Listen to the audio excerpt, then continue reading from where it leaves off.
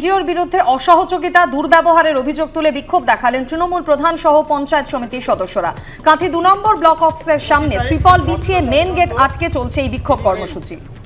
আমাদের দেশপ্রাণ পঞ্চায়েতের মাথা উঁচু করে ব্রিটিশকে তিনি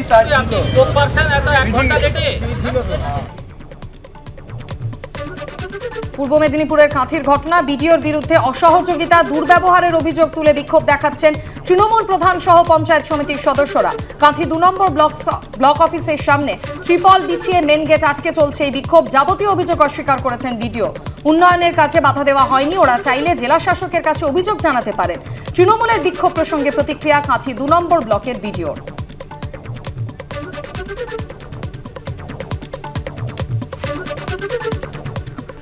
ঝাড়খণ্ড বিধানসভায় দুদিনের বিশেষ অধিবেশন চলছে। ইতিমধ্যেই হেমন্ত সোরেন, যিনি দুর্নীতির অপরাধে গ্রেফতার হয়েছেন, দুর্নীতির অভিযোগে গ্রেফতার হয়েছেন ইডির হাতে, তিনিও কিন্তু আজকে অংশগ্রহণ করছেন এই বিশেষ অধিবেশনে। আজ চম্পাই সোরেনের অগ্নি পরীক্ষা, আস্থা ভোটে সংখ্যাগরিষ্ঠতার প্রমাণ দেবেন নতুন মুখ্যমন্ত্রী। সংখ্যা রয়েছে সঙ্গে, যথেষ্টই আত্মবিশ্বাসী তিনি। 47 জন বিধায়ক মোট সঙ্গে রয়েছেন, এমনটাই দাবি তাঁর। এবং বিভিন্ন জায়গায় যেখানে রিসর্টে তাদের রাখা হয়েছিল, সেই সমস্ত জায়গা থেকে বাসে করে আজ ঝাড়খণ্ড বিধানসভায় নিয়ে আসা হয়েছে জেএমএম সহ অন্যান্য শরিক দলের বিধায়কদের।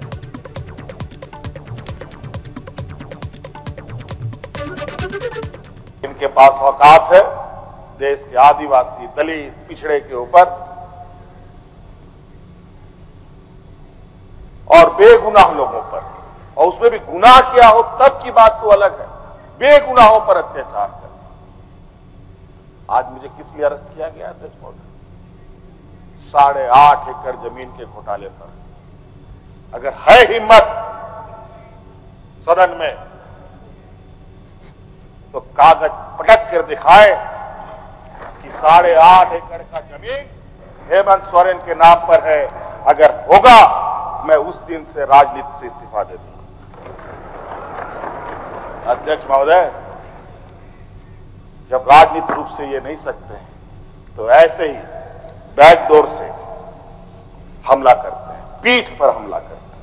আগামীকাল রয়েছে দুপুরবেলা বৈঠক, এক দেশ এক ভোট সংক্রান্ত। রামনাথ কোবিন্দের ডাকা কমিটি সেই বৈঠক ডেকেছে। মুখ্যমন্ত্রী কেন আজকে যাচ্ছেন, এই নিয়ে প্রশ্ন তুলেছেন রাজ্য বিজেপি সভাপতি সুকান্ত মজুমদার।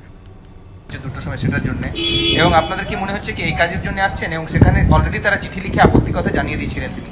উনি একজন মুখ্যমন্ত্রী, উনি জানাতেই পারেন, তার সেই অধিকার আছে। অন্যান্য মুখ্যমন্ত্রীরা তাদের মতামত জানাবেন, উনি না বলবেন, হেমন্ত দা হ্যাঁ বলবেন, তো উনি ওনারটা নালান ভয়েড হয়ে গেল, তো আউট হয়ে গেলেন। অন্য মুখ্যমন্ত্রীরা যেরকম বলার বলবে, সবার মতামত নিয়ে সিদ্ধান্ত হবে। তবে আগামীকাল মিটিং আছে দুপুর 2টোয়, মুখ্যমন্ত্রী আজকে সন্ধ্যেবেলায় পৌঁছে যাচ্ছেন দিল্লি, এটা একটা চিন্তার বিষয়। আর সুকান্ত মজুমদারের পাল্টা কি বললেন তৃণমূল নেতা জয়প্রকাশ মজুমদার, এবার দেখাবো। সুকান্ত বাবু যেটা বললেন, এটার কি উদ্দেশ্য? একটা কমিটি তৈরি হয়েছে, তাতে পূর্বতন রাষ্ট্রপতিকে দিয়ে তাকে রেখে, সেটা তো কেন্দ্রীয় সরকারই করেছে।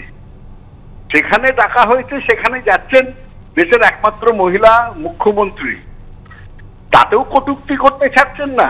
নিজের রাজ্যের মুখ্যমন্ত্রী, বাঙালিদের প্রতিনিধি, তাতেও কটূক্তি করছেন। কতখানি নিচে নেমে গেছেন এরা। স্বাধীনদের শুভেন্দুবাবু যেতেই পারেন, দলের কারোর সঙ্গে দেখা করতে পারেন, দেখা নাও করতে পারেন, ইডির সঙ্গে দেখা করতে পারেন, সিবিআই কে দেখা করতে পারেন, সেটা আলাদা ব্যাপার। কিন্তু মমতা বন্দ্যোপাধ্যায়ের যে মিটিং, সেটা তো সরকারি ভাবে ডাকা হয়েছে,